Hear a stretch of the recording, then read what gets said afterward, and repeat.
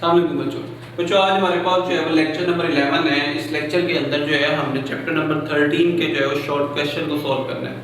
तो पहला short question है बच्चों हमारे पास, how does the medium effect the speed of sound. Medium का स्पीड ऑफ साउंड के ऊपर क्या इफेक्ट होता है।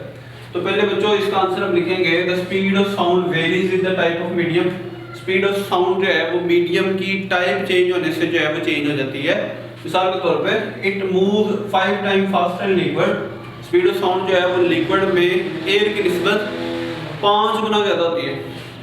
And 15 time faster in solid than in gases, जबकि सॉलिड के अंदर गैसेस की निस्बत जो है वो 15 टाइम ज़्यादा जो है वो तेज होती है।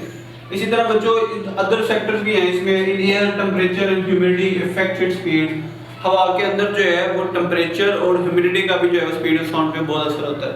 मिसाल के तौर पर room temperature 21 degree C, sound travel at 343 metre per second in air. Room temperature पर स्पीड ऑफ साउंड जो है वो उसकी होती है वैल्यू 343, और जैसे ही हम टेम्परेचर को बढ़ाते हैं, ह्यूमिडिटी को बढ़ाते हैं, तो इसकी स्पीड बढ़ जाती है। मिसाल के तौर पर at 100 degree C its speed increases to 391 metre per second in air. जैसे हमने टेम्परेचर को बढ़ाया तो स्पीड जो है वो 343 से बढ़कर जो है वो 391 मीटर पर सेकंड होगी। तो इसका मतलब है बच्चों के स्पीड ऑफ साउंड पे दो तरह के फैक्टर इफेक्ट करते हैं। एक तो मीडियम क्या है, गैस है, लिक्विड है या सॉलिड है, और दूसरा जो है वो टेम्परेचर कितना है। अगर टेम्परेचर ज़्यादा होगा तो स्पीड ऑफ साउंड जो है वो ज़्यादा हो जाएगी। अच्छा बच्चों मेरे पास सेकंड शॉर्ट क्वेश्चन है, does sound wave show reflection. क्या साउंड वेव में रिफ्लेक्शन का अमल होता है। तो पहले तो बच्चों हम इसका एक लाइन में जवाब देंगे, yes sound wave show reflection. जी हाँ, साउंड वेव में रिफ्लेक्शन का अमल होता है। अब उसकी एक्सप्लेनेशन क्या है बच्चों, when sound wave strike a hard and smooth surface. जब साउंड वेव जो है वो किसी हार्ड सरफेस से या स्मूथ सरफेस से टकराती हैं, दे bounce back into the same medium. तो वहां से टकराने के बाद वापस उसी मीडियम में जो है वो बाउंस बैक हो जाती है, चले जाती है। This bouncing back of sound is called reflection of sound. इस तरह जो है वो वेव का टकरा के वापस मीडियम में चले जाना, इसको जो है बच्चों हम रिफ्लेक्शन ऑफ साउंड कहते हैं। इसकी हमारे पास कुछ कॉमन लाइफ एग्जांपल्स हैं। हमने बच्चों इको का फिनोमेना पढ़ा।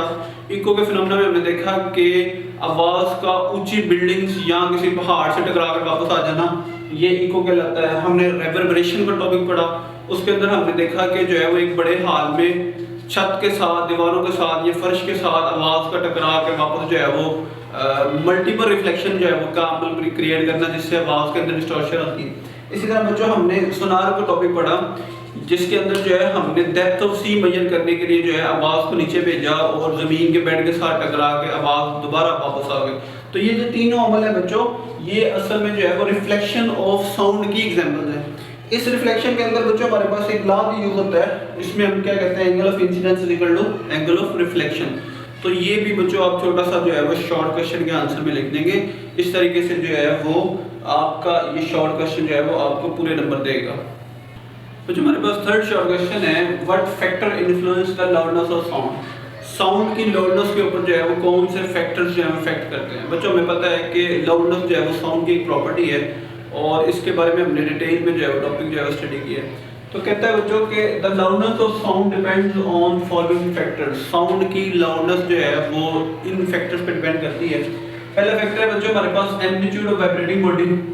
Larger amplitude produces louder sound. जितना ज़्यादा एम्पलीट्यूड होगा उतनी ज़्यादा आवाज़ जो है ऊंची होगी। और इसकी सिंपल एग्जांपल है कि अगर हम striking a drum hard producing loud sound, अगर जो है वो हम एक ड्रम को जो है वो जोर से मारते हैं तो उससे जो है वो ड्रम की आवाज़ जो है वो ज़्यादा पैदा होगी। इसी तरह बच्चों सेकंड फैक्टर है area of vibrating body. Larger area produces louder sound. अगर हमारे पास एरिया को बढ़ा देंगे तो उससे भी आवाज़ जो है वो ऊंची पैदा होगी। मिसाल के तौर पर striking a tuning fork place on a bench produces loud sound. अगर हम एक ट्यूनिंग फोर्क को बेंच के ऊपर रख के जो है वो स्ट्राइक करें, मारे, तो उससे ट्यूनिंग फोर्क की आवाज़ ज़्यादा हो जाएगी, क्योंकि बेंच का एरिया भी ट्यूनिंग फोर्क के साथ जो है वो एड अप हो गया। तीसरा फैक्टर है बच्चों distance from the vibrating body. Loudness decreases as we move away from the source. जैसे जैसे हम स्पीकर से बोलने वाले शख्स से जो है वो दूर जाते जाते हैं, डिस्टेंस बढ़ जाता है, तो लाउडनेस जो है वैसे वैसे कम हो जाती है। इनवर्स रिलेशन है। एग्जांपल है बच्चों, a speaker sounds loud near a person but फेंट फार अवे। एक बोलने वाले की आवाज जो है वो एक करीब वाले शख्स को ज्यादा ऊंची सुनाई देगी बनिस्बत एक ऐसे शख्स के जो कि दूर बैठा होगा। इसके अलावा बच्चों हमारे पास एक फैक्टर है सेंसिटिविटी ऑफ ईयर, सुनने वाले की समात किस कदर हसास है।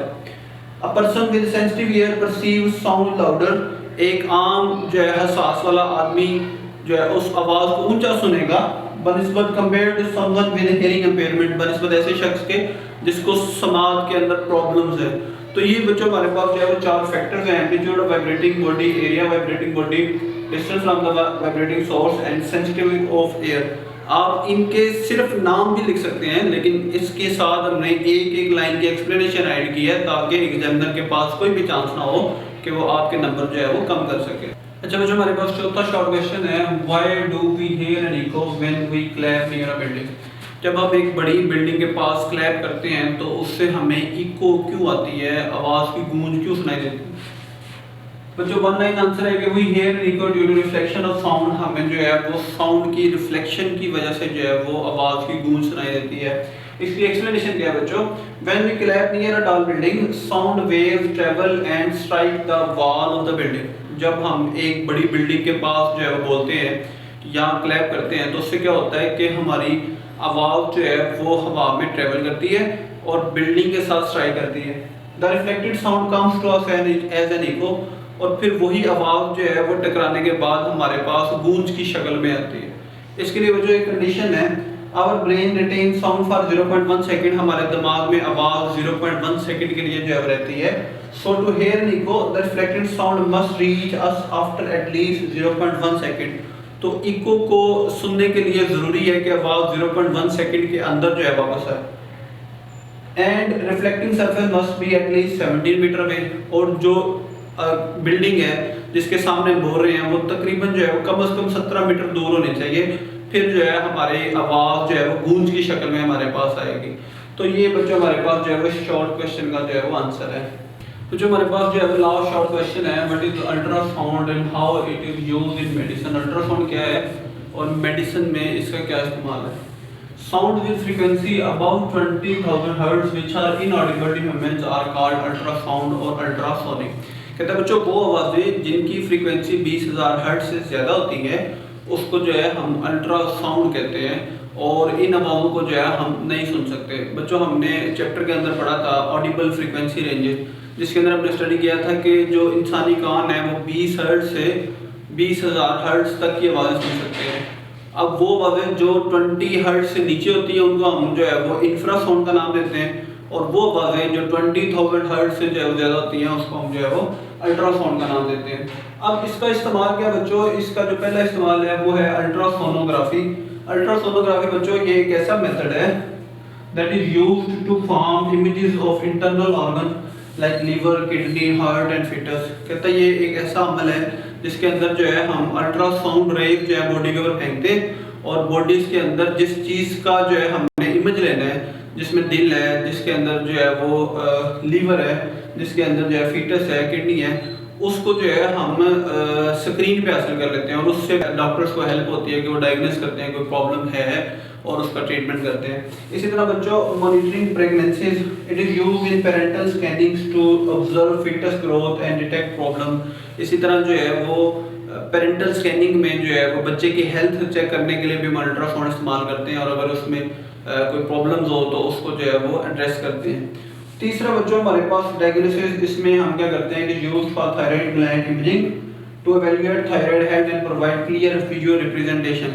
हमारे जो है वो नेक के अंदर जो थायराइड ग्लैंड है उसकी हेल्थ भी जो है हम अल्ट्रासाउंड की मदद से चेक करते हैं, अगर के जो है वो उसकी हेल्थ ठीक है, अगर उसमें कोई प्रॉब्लम है तो उसको एड्रेस करते हैं। तो बेसिकली बच्चों अल्ट्रासाउंड जो है वो हमारे जिस्म के मुख्तलिफ हिस्सों का इमेज जो है वो लेने के लिए इस्तेमाल करते हैं, ताकि जो है अगर कहीं पे कोई प्रॉब्लम है तो वो अल्ट्रासाउंड की मदद से जो है वो नज़र आ जाए, और फिर उसके लिहाज से जो है उस चीज़ का इलाज हो सके। तो यहाँ पे बच्चों हमारे पास जो है ये 5 शॉर्ट क्वेश्चन है वो ख़त्म होते हैं। अब हम इंशाल्लाह नेक्स्ट लेक्चर के अंदर जो है वो न्यूमेरिकल प्रॉब्लम को सॉल्व करेंगे।